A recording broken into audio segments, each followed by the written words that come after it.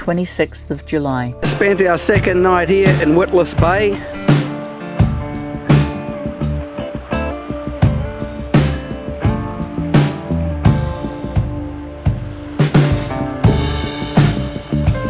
Get up at 7 o'clock in the morning and find all these guys are out here fishing already.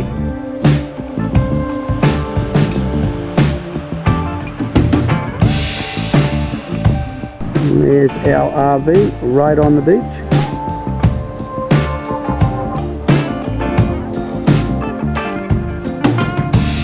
Lovely little estuary there too. Just another part of Witless Bay. And so this is an ideal spot just to stop for breakfast. Look at that. Park right by the beach.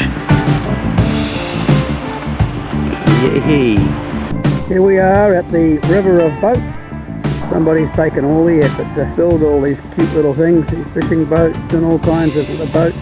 Plonk them out here in this pond. So cool. You just leave a donation here in the box.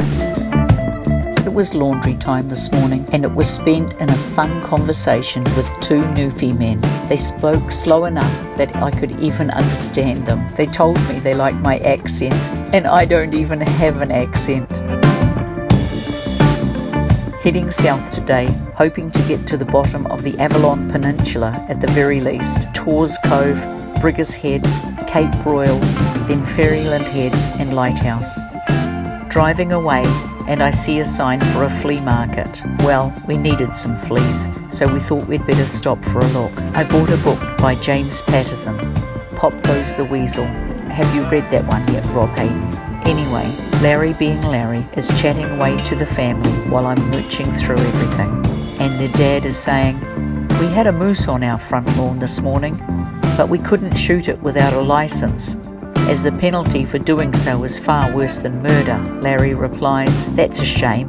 I would love to try some real moose." Long story short, the dad goes to his freezer and pulls out some real moose sausages he's just had made by his butcher, as he'd already been legally hunting already this year and had half a moose in his freezer.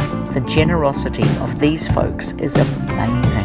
We are having them for dinner tomorrow night, so watch this space.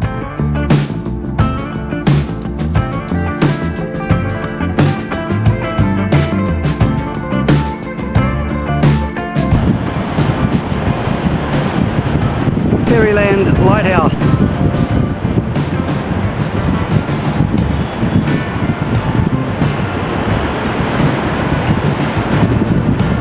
What a fantastic walk out to and around the lighthouse. Wild coastline, rocky outcrops, and we got to see a giant sea turtle too. Wow, how incredible was that? There is a restaurant at the lighthouse that you have to book way in advance for. It supplies a picnic blanket and a picnic lunch for wherever you happen to be sitting outside. They give each booking a large flag so they can be found without too much trouble. Well, how funky is that?